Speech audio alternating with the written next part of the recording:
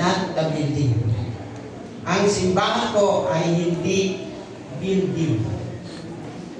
Kagaya, minsan, nakikita natin ito sa kinder, sa grade 1. Ano ang simbahan?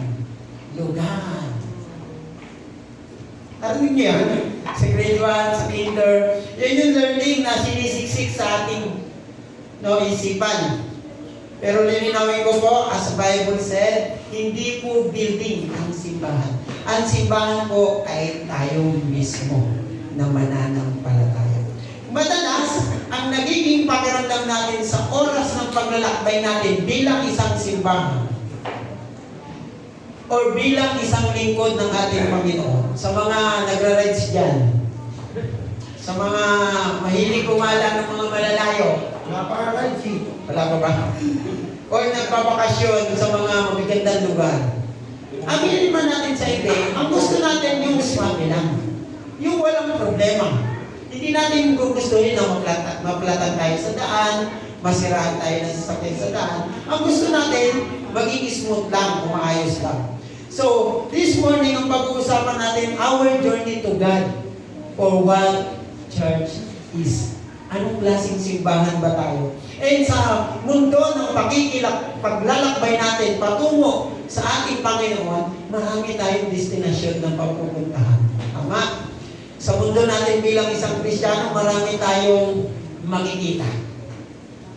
Kaya naman, please prepare your heart dahil naniniwala ko na ang mensahe natin ngayong umaga ay hindi lamang po para sa akin, kundi para po sa ating lahat. Okay? Kalabitin mo yung katabi mo, sabihin mo, makinig ka. Sorry ka. Ang mensahe ngayon ay para sa atin.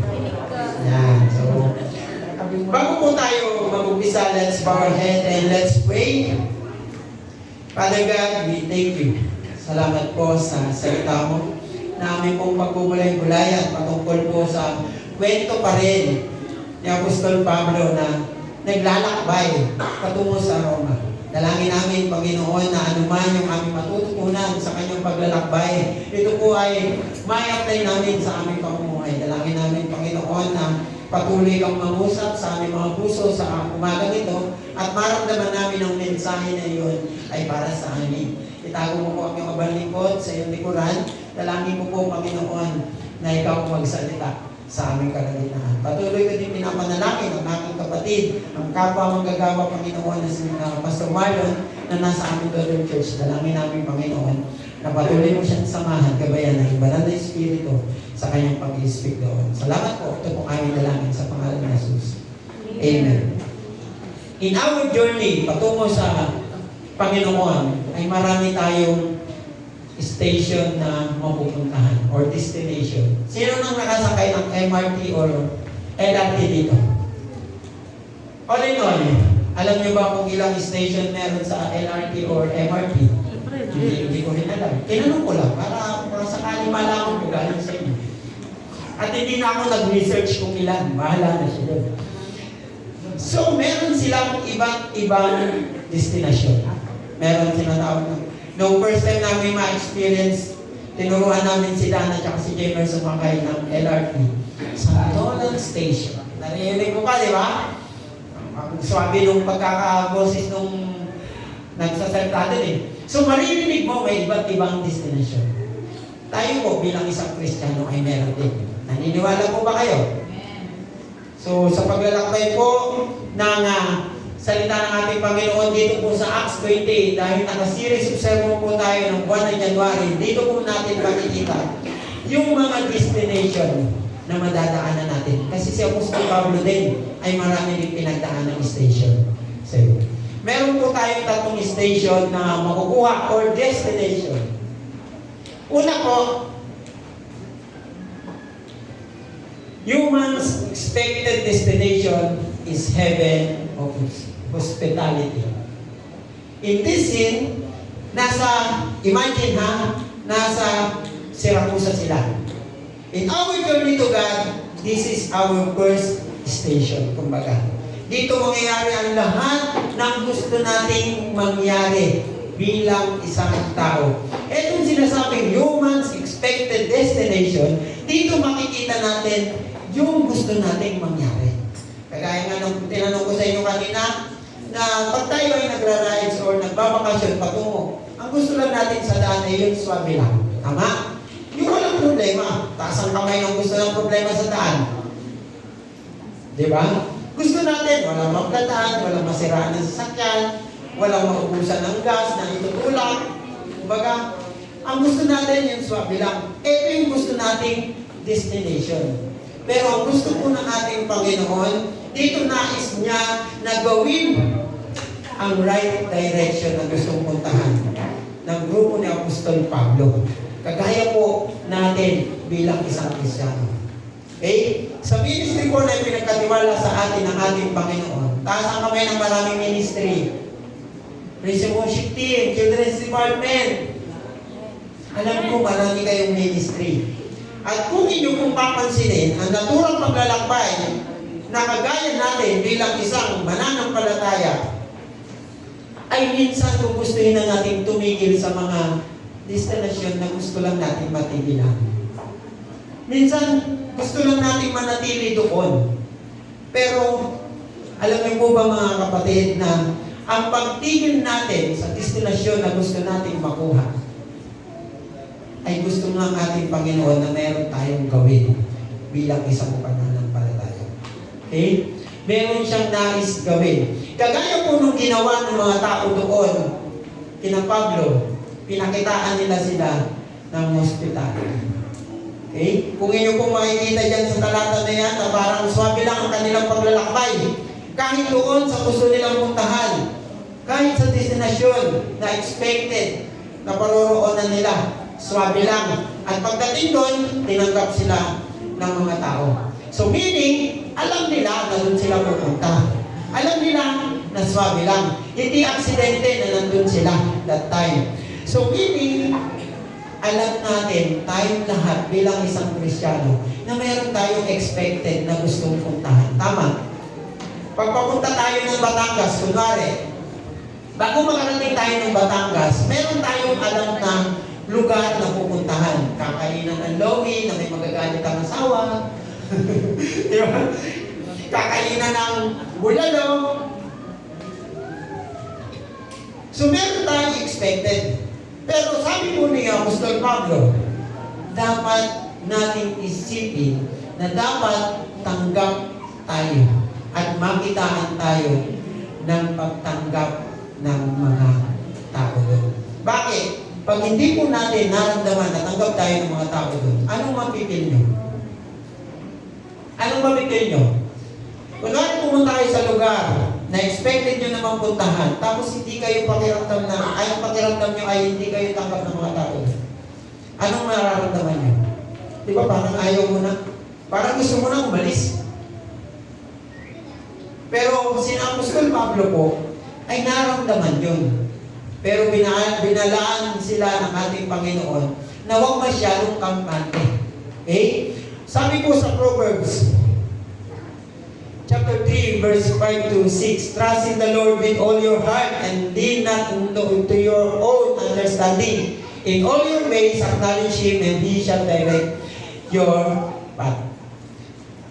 Mga kapatid, try to think na ang plano niyo pong paglalakbay o ang plano niyo po bilang isang Kristiyano ay hindi plano ng Diyos. Minsan po, ang human's expected destination ay hindi gusto ng Panginoon. Naisip niyo na ba yun? Minsan yung thinking natin bilang isang tao ay hindi yun ang gusto ng ating Panginoon na puntahan natin. Pero ano ang bilin sa atin ng kawikaan na yan? Na kailangan natin ipagtiwala sa ating Panginoon na meron siyang gagawin. Dahil meron silang pagtitiwala sa Diyos at malaki ang pananampalataya nila na si Lord mismo ang magdadirect sa path na gusto nilang tahakin. At tayo po bilang isang tao, mas maganda po na naisin natin ang daan na gustong ipatahak sa atin ng ating Panginoon. Ayaw man natin dun sa daan na yun. Kahit hindi natin maramdaman na tanggap tayo ng tao, basta yun ay plano ng Diyos.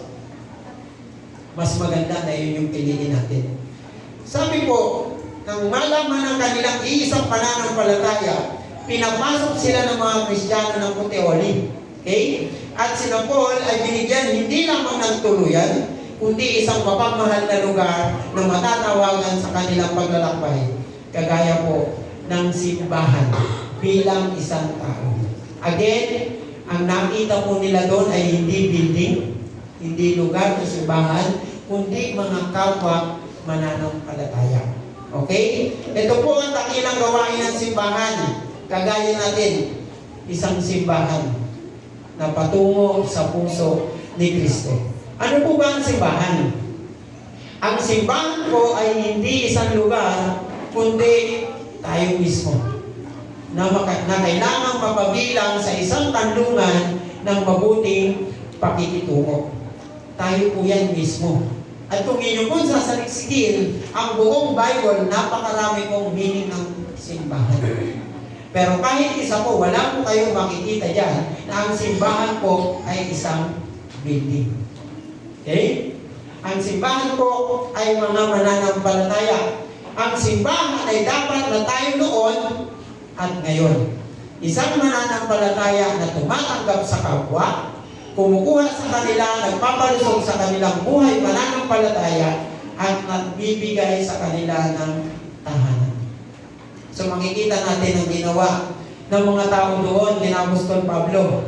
And gagaya nga po na tinatanong ko kanina, pag tayo po ay dumating sa bahay o sa lugar na hindi tayo tanggap, tayo po ay aalis. Tama? Tayo po ay pakiramdam natin para tayo na natin pumunta doon. Pakiramdam natin, hindi tayo welcome. So meaning, tayo ay aalis. Si David po, that time, sabi niya, purihin ang Panginoon. Ako'y magpapasalamat sa Panginoon ng aking buong puso sa piling ng matuwid sa kapisanan. So meaning, nagpapasalamat siya kasi doon siya napunta sa mga tao na yon. Noong panahon pinakamahirap, ang mga tao ng Diyos noong una, gaya ngayon ay naghahanap ng kanlungan. Okay? Lahat naman na tayong nahihirapan sa mundo ay ang gusto natin yung may karami tayo. Tama? Hindi natin gugustuhin na mag-isa tayo. Tama? Ayaw natin mag-isa. Lalo na pag may mga pinagdadaanan tayo. Ngayon tanong, hindi mo ba gusto ang uri ng simbahan na kasama mo ngayon? Yung katabi mo ngayon? Ayaw mo ba yan? Hindi makasagot eh. Hindi ba nga? Naniniwala po ako mga kapatid na yung katabi mo ngayon ay tamang tao na gustong ibigay sa iyo ng ating Panginoon. Amen po ba? Walang maling tao na nasa ACCS. Amen? Lahat tayo magkakasamang lumalago sa pananampalataya. Napakaganda po ng aming devotion kanina kasi talk about family, although it's a talk about Joseph. Pero kung isipin, talk about also family na dapat meron tayo. Dapat meron tayong pagpapatawad sa kapwa mananampalataya natin, at pag-ibig. Sinabi po ni Apostol Pablo sa ganitong uri, ngayon ay nakikiusap ako, sabi niya yan, nakikiusap ako sa inyo mga kapatid, sa pangalan ng ating Panginoong Jesucristo, upang kayong lahat ay magkaisa at huwag magkaroon ng mga pagkakabahabahagi sa inyo, kundi kayo ay magkaisa sa iisang pag-iisip at sa iisang layunin. Again, kung hindi po kayo tanggap ng tao sa pupuntahan yung lugar, hindi nyo po mararamdaman yan. Tama? Wala sa hinagap ng tao na magkaroon ng pagkakaisa kung ayaw niya sa iyo. Tama? So tanungin mo yung katabi mo, gusto mo ba sa akin? Baka ayaw mo. Magsabi ka na.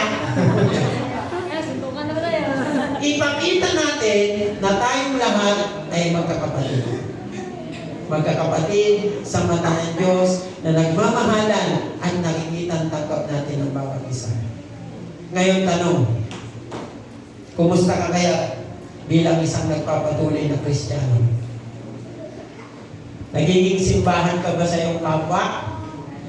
O nagiging hadlang sa paglago niya? Minsan, nahihirapan tayong tanggapin kung ano yung silbi natin dito sa mundo. Naniniwala ba kayo na ang silbi natin dito sa mundo ay para sa ating kapwa? Hirap, no? Silbi ko dyan. Wala akong pakialam dyan. Mga kapatid, ang silbi po natin dito sa lupa, lalo na tayo nakakakilala sa ating Panginoon, ay dapat makilala din ng ating kapwa ang ating Panginoon. Masakit isipin at mahirap tanggapin, pero ito po yung gustong mangyari ng ating Panginoon. Na meron tayong heaven of hospitality na dapat maramdaman din ng ating kapwa. Hindi tayo dapat namimili ng kikilalanin. Hindi dapat tayo namimili ng kakaibigan. Yes, iba-iba po tayo ng pag-uugali. Iba-iba. Yung ugali mo ay pwedeng, yung masama mong ugali, pwedeng katangian ng isa. May kaya nga may introvert at extrovert, di ba? So meron talagang gusto lang sa sulok, at meron naman talagang kala mo nangangampay niya. Kagaya ko daw. Bida-bida. Hindi naman. Diba? Iba-iba tayo ng pag-uugali. Pero yun ang gustong sabihin ng ating Panginoon, na magkaroon tayo ng pagkakaisa. Yan yung ating human destination na gusto natin puntahan. Okay? Na gusto din ng ating Panginoon. Pangalawa, ito na. The unexpected destination but full of responsibility. In verse 13b and verse 14, makikita nyo dyan ang nangyari pagdating nila sa Regio. Okay, tingnan nyo yung inyong Bible. Kinabukasan lang, umihip daw ang hangin at dinala sila sa Puteoli. Sa panahon po noon at ngayon, isa po ito sa city ng Italy, yung Puteoli na kahit si Brother Benji kagabi ay nahihirapang banggitin. Sabi niya, paano ba yung banggitin pa? Puteoli. Diba? Noon sa kanila, ang banggit doon, Puteoli. So ngayon, kahit Puteoli, pwede mo nang banggitin. Okay? Puteoli. Noon, gano'n yun. Pero sa city ko yun sa Israel. And dito po sa Puteoli sila pinagpad nang hindi nila expected. Napansin nyo? Bigla lang tumihip yung hangin. And literally, nangyayari po yan sa atin. Dito na tayo eh. Nandito na tayo sa human expected destination natin. Tapos, biglang iihip ang hangin, dadalhin tayo sa hindi natin gusto. Ayaw natin. Okay? Unexpected destination is the one that they cannot expect before. And ganoon din sa atin ngayon. Dahil ayaw nila doon. Pero hindi ko po sinasabi na possible sila Pablo ay ayaw nila doon. Pero doon sila inihip ng hangin. So ano pong ibig kong sabihin? Hindi talaga nila gustong puntahan yun. So unexpected destination. Pero full of responsibility. Alam nila na hindi nila gusto yun. Dinaanan nila, but willing silang naharapin ang lahat ng responsibilidad na naghihintay sa kanila doon. Tayo po bilang isang Kristiyano, oras na inihip ang hangin, patungo doon sa lugar na ayaw natin, wala po tayong choice, kundi harapin ang responsibility na yun. Parang si Pastor Aiza, example ko lang siya. Tingin nyo ba gusto niya humawak ng 40 students sa ES? Tingin nyo lang. Ayaw niya. Pero since yun ay parte ng kanyang responsibilidad bilang ES coordinator, wala siyang choice.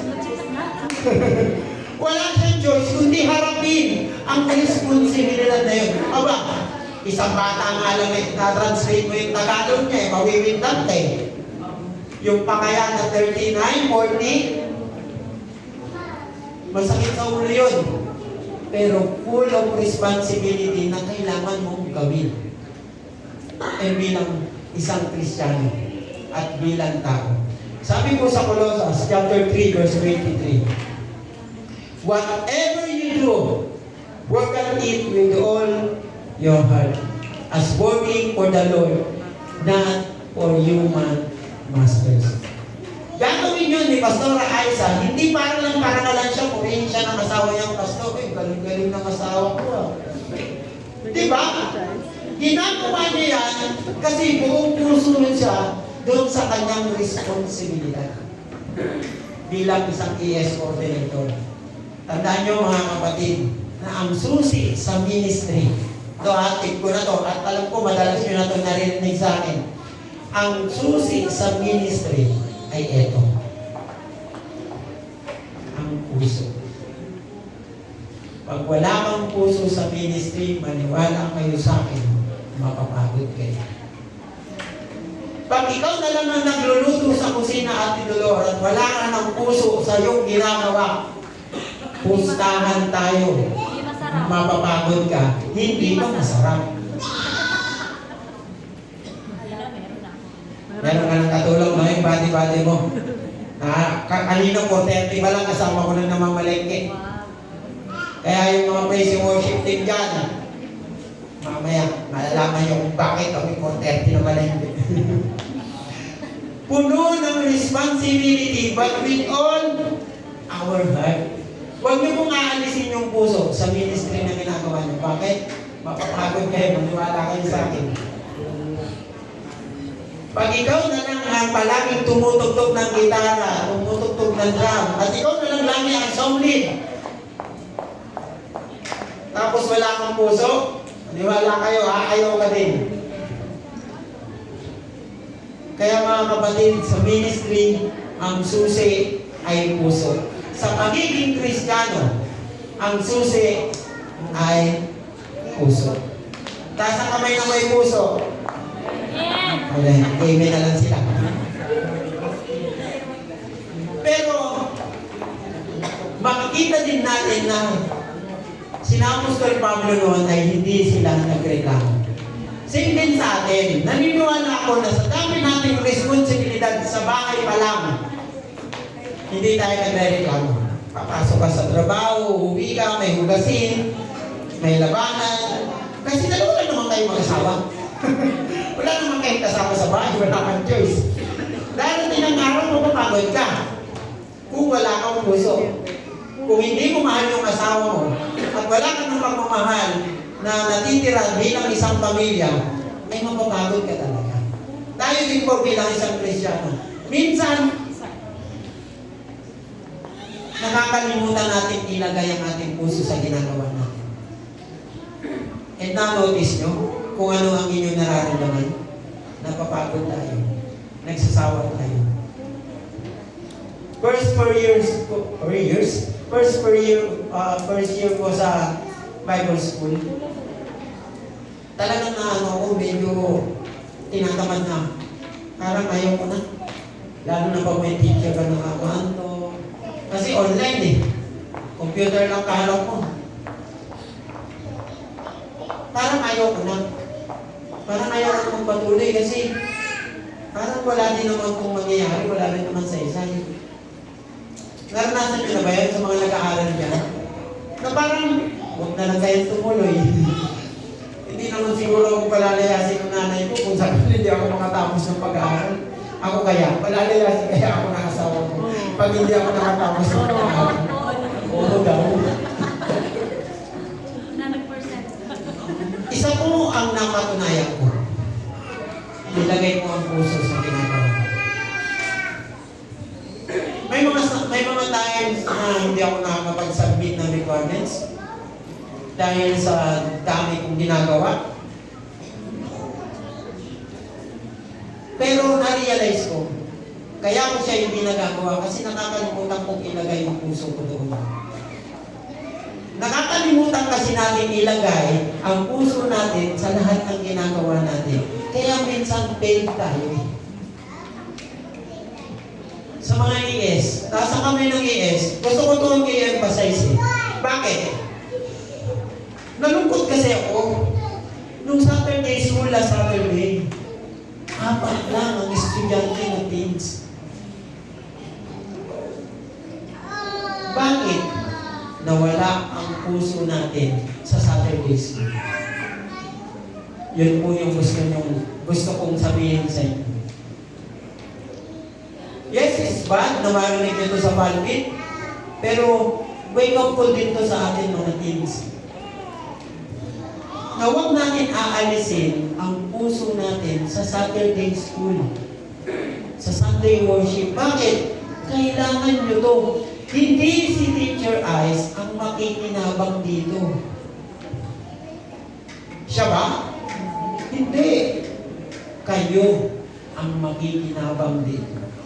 So meaning, pag inalis natin ang puso sa ginagawa natin, tatama rin talaga natin. Okay? Naintindihan ba mga teens? So, kahapon medyo marami-rami na. 13 na sila. So, may mga hinahanap akong konti, pero sabi nga ni Teacher Ice, nasa bakasyon daw yung iba. Yung iba, busy sa school. Naunawaan naman namin yun. Pero, make sure lang, talagang busy kayo sa school. Baka kasi dahilan nyo lang yan, kasi inisintabi nyo lang yung puso nyo eh. Tinatamad lang kayo. Okay? So mga kapatid, marami tayong responsibility sa buhay, sa pamilya, sa church, sa pag-aaral. Huwag natin aalisin ang puso. Kahit yan ay hindi natin expected na puntahan sa atin ng ating Panginoon. Harapin natin ang mahirap na panahon. Okay? Harapin natin yung mahirap na sitwasyon. Isa rin po sa tinuturo ng Diyos sa atin about responsibility is we need to focus on the future. Isa po sa tinuturo ng word na responsibility ay kung paano natin haharapin ang kinabukasan. Anong future ba ang gusto mo? Tanungin mo yung katabi mo, ano ba pangarap mo paglaki? Malaki na ako eh. Lumaki lang. Ayaw na niya lumaki. Ayaw na niya lumaki. Ayaw na lumaki. Huwag niyo rin pangarapin lumaki kasi mauuntog kayo. Ano bang pangarap mo paglaki? Maniwala ba kayo na yung responsibility nyo ngayon ay piniprepare na kayo para sa inyong future someday? Kasi kung dito pa lang sa kasalukuyang responsibility ay tinatamad ka na, what more pagdating ng araw? Dito pa lang bilang isang anak ay tinatamad ka na, paano pag naging asawa ka na? Paktay ang buhay.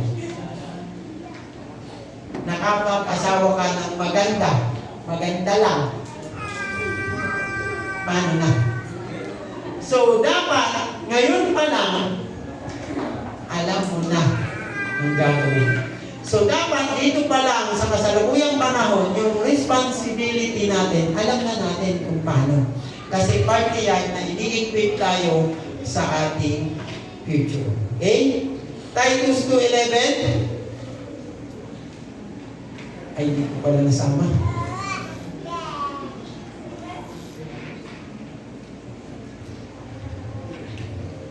For the grace of God has appeared that offers salvation to all people.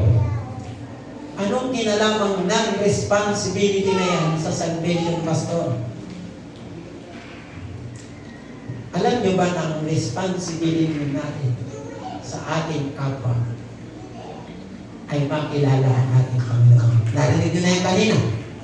Ulitin ulit. Ang responsibility natin sa ating kapwa ay ang makilala nila ang ating Diyos. At maramdaman nila ang salvation na meron na tayo. Kontento ba kayo na tayo lang ang maliligtas? Kontento ba kayo na tayo lang ang nakaupo dyan? Sana magkaroon ng malaking problema ang ACCS. Ano ba yung sinasabi kong malaking problema pero maganda? Yung tipong marami nang nakatayo at wala nang maupuan. Malaking problema pero maganda. Paano, do you imagine, kung ang bawat isa sa inyo ay meron isang kaluluwa na maihatid sa ating Panginoon, anong mangyayari? Multiple effect yan na patungo sa magandang kinabukasan ng bawat isa. Kasi kung mag-multiply tayo, kada isa, merong isa, tapos ang isa, meron pang isa. Eh di sana walang kurakot sa gobyerno. Tama?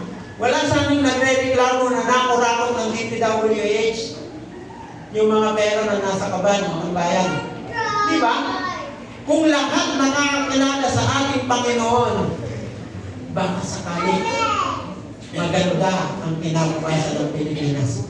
Baka sakaling nangyayari yung 20 ang kilo ng bigas. Do you imagine?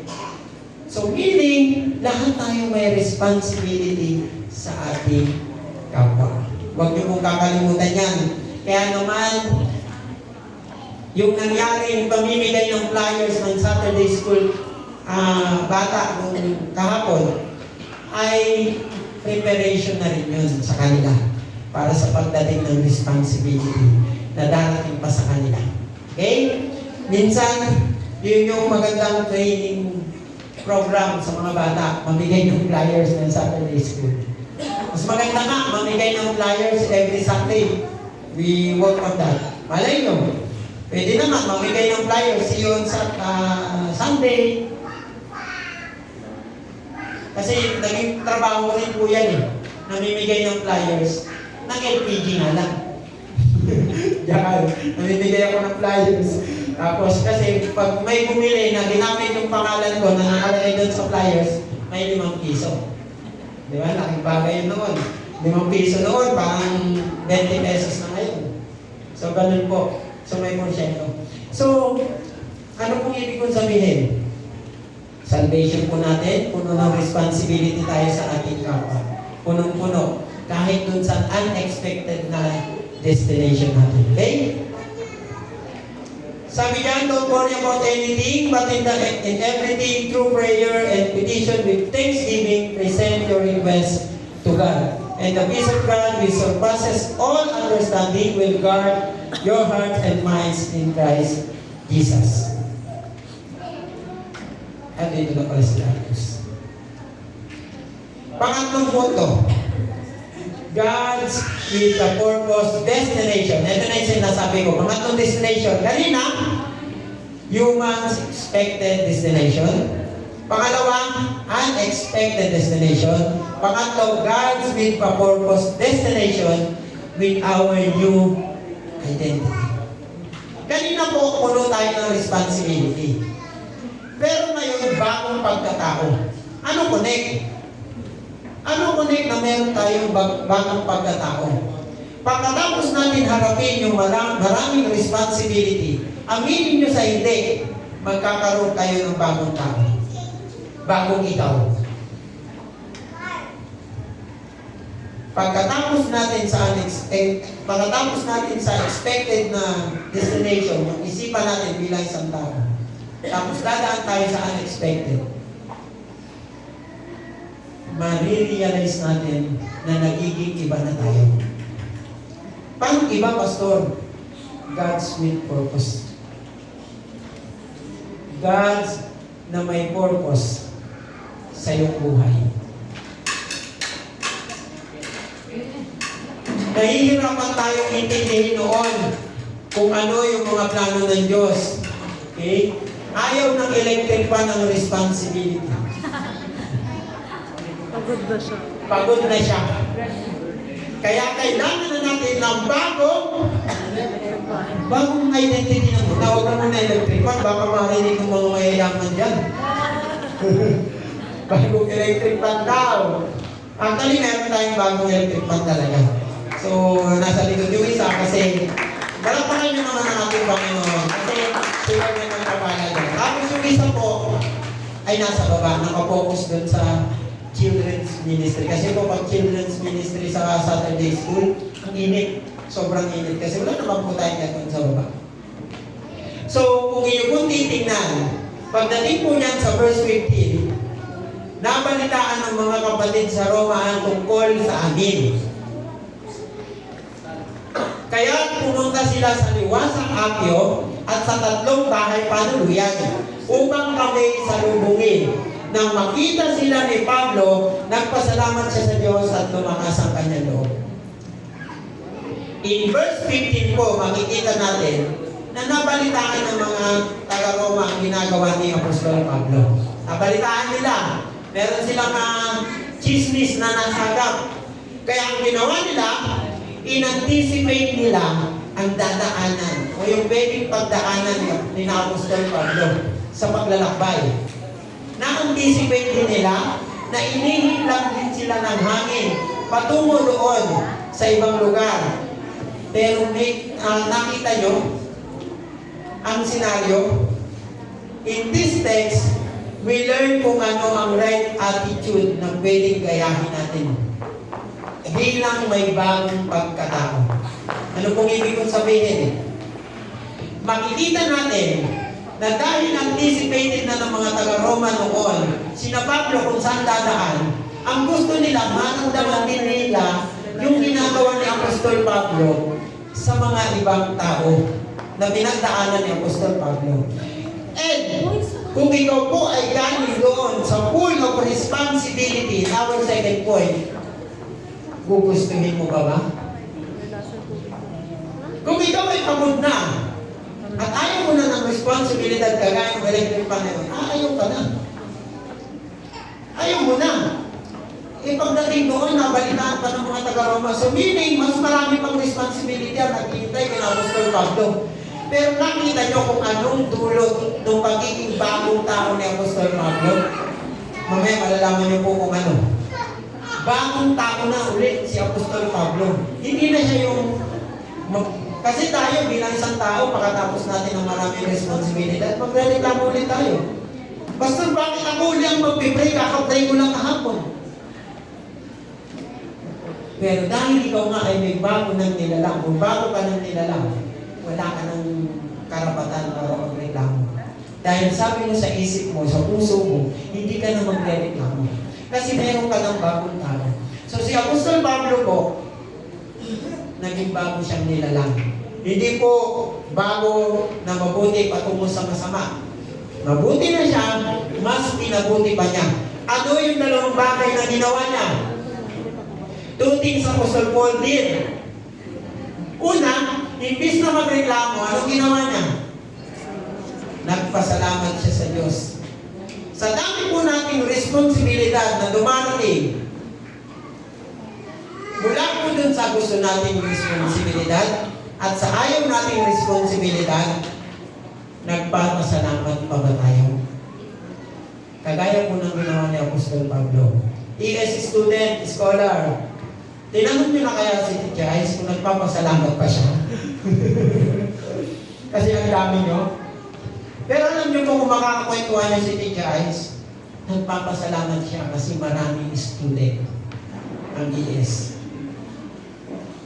At nalulungkot po kami din, mga leaders ng church, kung ang ES na yan ay mabawasan pa. Kasi gusto namin mas marami. Tama? So, sa dami ng responsibilidad natin, ang gustong sabihin sa atin ni Apostol Pablo at ng ating Panginoon, dahil bago na tayong nilalang, dapat marunong tayong magpasalamat sa Diyos. Huwag tayong magreklamo. Ang magpasalamat po ay isang gawain ng isang tunay na Kristiyano na may maganda man o masamang nangyayari sa kanya. Pastor, hindi ako magpapasalamat kung may mangyari masama sa akin. Pastor, hindi ako magpapasalamat kung magkaroon ako ng sakit na malala. Pero ano po ba ang sabi ni Apostol Pablo? Sa 1 Thessalonians chapter 5 verse 18. Give thanks in all circumstances, for this is God's will for you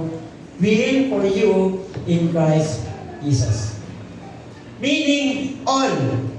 Hindi po pili lang. Pag sinabi kong all, lahat. Parang pagmamahal lang din yan sa kapwa natin. Pag sinabing lahat, lahat, period. Pag sinabi kong lahat ng bagay, pasalamatan natin, wala kong pinipili yan kung maganda or pangit na nangyayari sa atin. Naplatan ka lang during your road, papunta ng trabaho. Ano ba yung malas naman ang buhay na to? Flat pa lang yan. 80 pesos lang ang gagastusin mo. Nagreklamo ka na.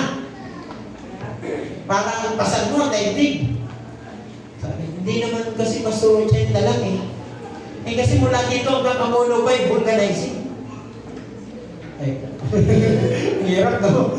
Mula dito, pupunta ka mga Amuno, para hakay-hakay mo lang yung motor mo. Pero sabi ko ni Apostol Pablo, magpasalamat ka. Bakit? Isipin nyo lang din, naglatan ka, buhay ka, hindi ka na-aksidente. Di ba? Kagaya ng kwento ni Apostol Marlon tuloy. Ni Pastor Marlon dati, nasabukan siya ng gulong. Tama, nasabukan siya ng gulong. Pero at least, hindi siya na-aksidente. Kasi, ang sasakyan pag nasabukan ng gulong, mag-uwal yan. Patungo sa lugar na hindi mo gusto. Eh, paano kung bangin? Aksidente ka. So, di ba? Hindi ko siya narinig na nagreklamo nun. Bagkus, nagpasalamat pa siya na walang nangyari hindi maganda sa kanya. So tayo mga kapatid, dapat natin tayong magpasalamat. Nagpasalamat ba kayo kanina na malamig ang tubig? Hirap maligo. Tapos ang kamay nang nag-init pa ng tubig para maligo. Hindi kaya. Hindi kaya. Hindi, pare, si Brother Arnel, kilala ko yan. Hindi talaga naniligo ng malamig yan. Hindi kaya ng bali niya. Meron yung health, conscious na tinatawag. So, si TKI, alam ko, hindi rin talaga naniligo yan ng pag-ubod na lamig ng tubig. So, nagpasalamat ba kayo? Ano ba yan? Lamig ng tubig? Or sinabi niya, thank you Lord, ang lamig ng tubig. Aba, hirap tayo maligo na mainit ang tubig. Diba? Try nyo na ba yung maligo na mainit na tubig? So, dapat marunong tayong magpasalamat.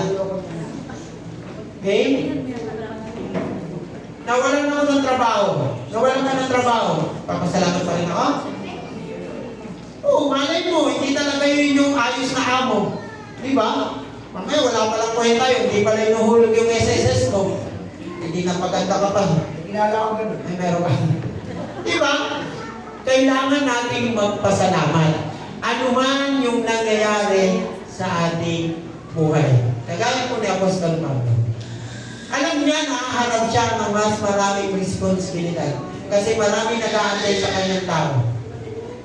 Para magpagaling ng may sakit, makarinig ng salita ng Diyos, maramdaman yung kanyang pag-ibig, makita kung paano siya pinago ng ating Panginoon, pero hindi po siya nagreklamo. Bagkus, nagpasalamat siya. Isipin natin maigi. Pangalawa, lumakas po ang kanyang loob. Pag ikaw ay haharap ng panibago at mas maraming responsibilidad, nanaisip mo pa ba? Di ba nakakapanghina? Alam natin na ang takot ang una nating mararamdaman every time na alam natin dadami ang responsibilidad natin. Taas ang kamay ng natakot nung malaman mong buntis ang iyong asawa.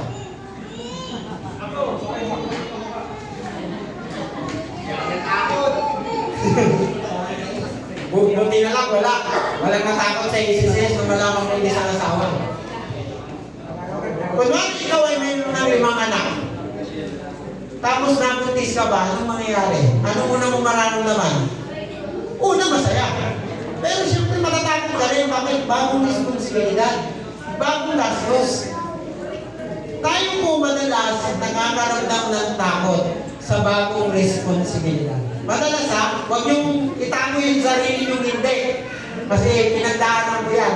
Naniniwala ako na magkakaroon kayo ng takot. And alam natin na ang takot ang una nating mararamdaman sa oras na yan. ang responsibilidad at ang ministry natin, makakaramdam tayo ng takot. Joke mo, di ba rin ako sa... I've been struggling po in first to 4 months nung ako po ay mag-resign sa trabaho. Kasi natakot ako. Natakot ako kasi baka hindi masustain ang pangangailangan namin sa bahay. Natakot ako na wala na akong mahulog sa motor, walang pambayad ng kuryente, walang pambayad ng wifi, hindi ng tubig. Wala na akong 13 months. First to 4 months, nakaramdam ako ng takot. To be honest. Nakaramdam ako na parang hindi maganda to. Kaya nga ninais ko maglalako. Pero lininawin ko, di ba gaya nga ng sabi ko, oras na nawala yung puso mo sa ginagawa mo, mawala ka talaga ng gana. Eh nawalan ako ng puso doon sa paglalawag ko. Hindi ko po sinabing gayahin niyo ako ha.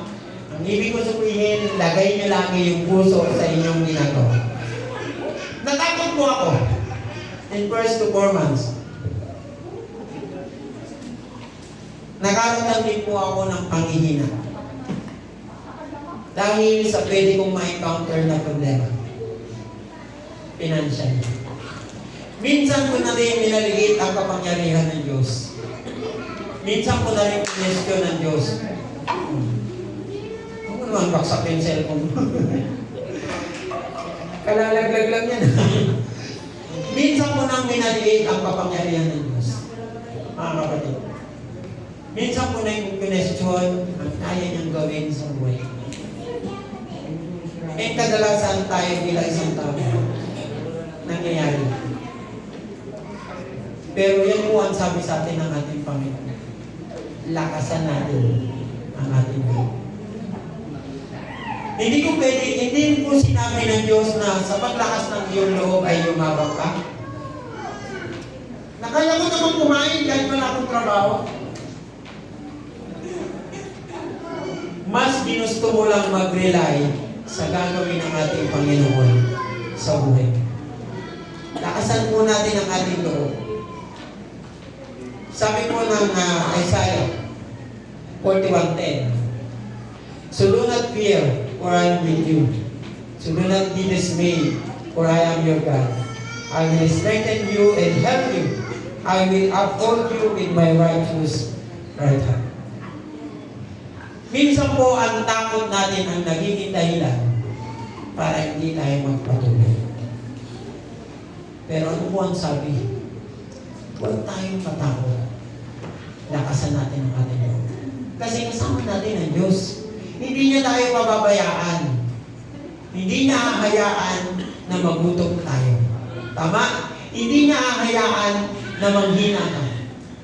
And up now, na-realize ko, grabe ang kapangyarihan ng Diyos. Grabe ang kabutihan ng Diyos sa buhay. Kasi hindi niya inahayaan magutom. Magutom ang pamilya na meron natin. In fact, sa dami na naming pagkain, high blood ang asawa ko. Kaya ang desisyon niya mula kagabi, hindi na siya magdi-dinner. Question ko before si Lord, pero every night meron kaming dinner. Pagdating niya ng trabaho, kakain na lang siya.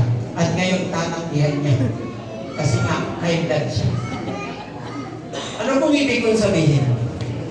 Sa takot natin, nakakalimutan natin ang ginagawa ng Diyos sa buhay natin. Tama? Guilty ako doon. Dahil nasa takot ko, nakalimutan ko na meron akong Diyos. Na meron akong Diyos na nagpo-provide ng lahat ng pangangailangan namin. And yan dalawang bagay na yan ang gustong ibigay din sa atin ng ating Panginoon bilang isang bagong nilalang. Yes, marami tayong responsibilidad, pero imagine, church, bagong tao na tayo. Meron na tayong nagpapasalamat sa Diyos na attitude at meron na tayong lakas ng loob. Okay, palakpakan niyo po ang ating Panginoon. Alam ko na minsan na rin kayong nanghina. Pero sana malakas na ang inyong loob ngayon. Okay? Sa ating pong conclusion, human expected destination is heaven of hospitality. Kailangan natin tanggapin, ipakita ang pagiging hospitable sa ating kapwa. Ang ministry ay puno ng possibility. Okay? Tandaan niyo po yan, na makakatulong sa ating kapwa. Kailangan natin ipakita yan. Kahit doon sa mga bagay na hindi natin expected na destination. Kahit doon sa lugar na ayaw natin. Unexpected ba na nandito tayo ngayon? Let's say, unexpected. Kunwari lang, unexpected na nandito tayo ngayon. Pero nasayang ba yung oras mo? Nasayang ba? Sana hindi. Kasi nakinig tayo ng salita ng ating Panginoon. Isipin natin maigi ang God with a purpose destination with our new identity. Bagong tayo, bagong nilalang, bagong pagkatao na marunong magpasalamat at meron ng lakas ng loob sa ating Panginoon. Okay. In our application, tinuruan po tayo ng salita ng ating Panginoon na let's live a life that continues to trust God's plan in our lives. Nagtitiwala ka pa ba sa Diyos? Baka hindi na. So, kailangan nating mamuhay at ipagpatuloy ang pagtitiwala sa lahat ng plano ng Diyos sa buhay natin. Okay? Live with a grateful heart even with so many responsibilities in life. Busy ka sa ministry? Absent ka tuwing Saturday kasi may ministry? Magpasalamat ka. Kasi may kasama kang Diyos. Okay? Pag wala ka ng Diyos na kasama, meaning nun, nakaisaitan ka. Hindi mo kailangan magpasalamat doon. Okay? Let's not let fear dominate our service. Kung paano tayo ngayon, huwag natin hayaan na nangingibabaw ang takot natin sa ginagawa natin. Okay? Pang-apat, let us think that God is with us in every expected or unexpected destination towards our Lord. Ngayon, sa mga narinig nyo, anong klaseng simbahan ka ba? Anong klaseng simbahan ka kaya? Yung nagre-reklamo o yung nagpapasalamat? Okay? Yung tinatanggap yung responsibilidad o yung hindi na nagpapatuloy. Nawa mga kapatid, ang mensahe mo ng ating Panginoon ay makita na tayo ay isang tunay na Kristiyano. Tunay na tayong Kristiyano. Amen mo ba? Amen. Ang tunay na Kristiyano daw, I would like to end on this. Ang tunay na Kristiyano ay umaasa sa plano ng Diyos sa kanyang buhay. Kahit na sa napakaraming mabigat na responsibilidad na sa kanya ay naghihintay.